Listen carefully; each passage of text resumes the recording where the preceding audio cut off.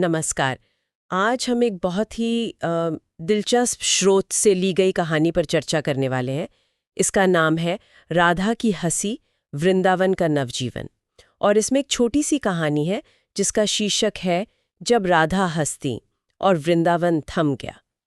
कहानी की शुरुआत थोड़ी कह सकते हैं शांत है। हाँ, शांत, बल्कि एकदम ठहरी हुई सी। बिल्कुल।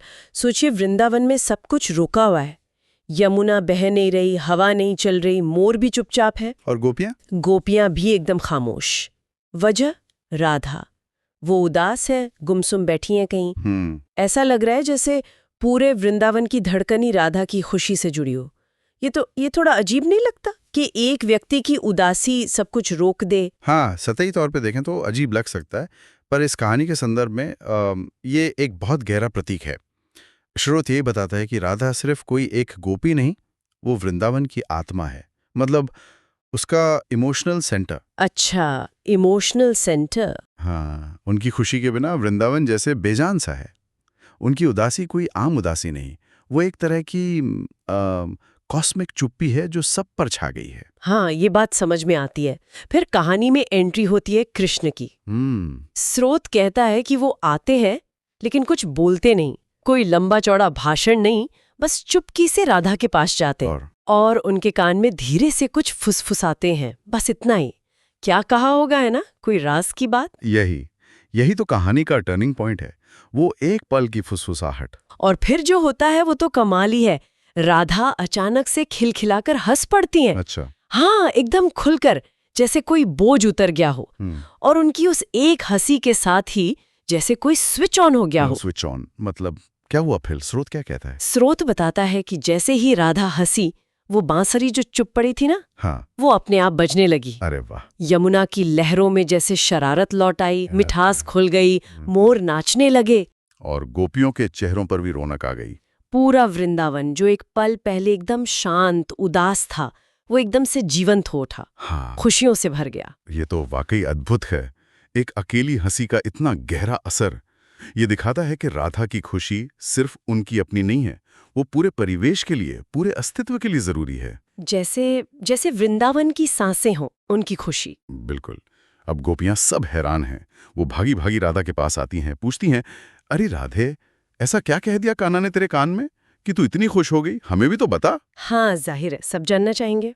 और राधा जो जवाब देती हैं वही इस कहानी का सार है, उसका दिल। क्या बताती हैं वो? राधा बताती हैं कि कृष्ण ने उनके कान में कहा, तुम्हारी मुस्कान मेरी पूजा है, मत छीनो मुझसे मेरी भक्ति। रुकिए, क्या कहा? तुम्हारी मुस्कान मेरी पूजा है, मुझसे मेरी भक्ति मत छीनो। ये पंक्ति तो असाधारण है। मतलब आमतौर पर तो भक्त भगवान की पूजा करता है, उनकी खुशी चाहता है। हाँ। पर यहाँ कृष्ण, जो स्वयं भगवान माने जाते हैं, वो राधा की मुस्कान को अपनी पूजा कह रहे हैं। ये तो पूरी भक्ति की परिभाषा ही पलट देता है। सही कहा आपने। सुनने में तो ये बहुत ही सुंदर, बहुत रोमांटिक लगता है, पर क्या ये भक्ति के जो स्थापित नियम हैं, जो विचार हैं, उनको एक तरह से चुनौती नहीं देता? ये एक बहुत अच्छा सवाल है। चुनौती, या शायद भक्ति के एक ज्यादा गहरे, ज्यादा निजी रूप को सामने लाता है।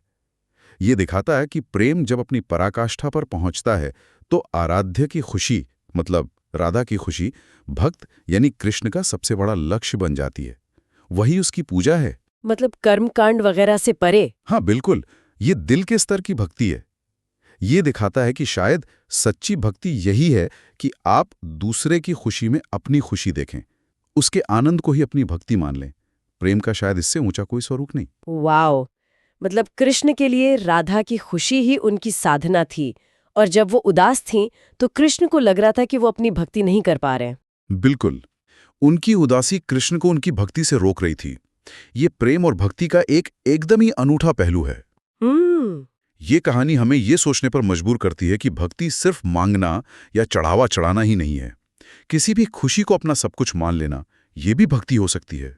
तो इस छोटी सी प्यारी सी कहानी से हमने देखा कि एक मुस्कान में कितनी ताकत हो सकती है, माहौल बदलने की, जैसे जीवन लौटाने की ताकत। बिल्कुल। और ये भी कि भक्ति और प्रेम कितने अलग, कितने अनूठे तरीकों से सामने आ सकते हैं, जो हम आमतौर पर सोचते हैं उससे बिल्कुल हटकर। हाँ, ये कहानी हमें भक्ति को सिर्फ रस्मों रिवाजों में नहीं, बल्कि भावनाओं की, रिश्तों की गहराई में देखने की एक नई दृष्टि देती है, जहाँ किसी और का सुख ही आपकी सबसे बड़ी प्रार्थना हो।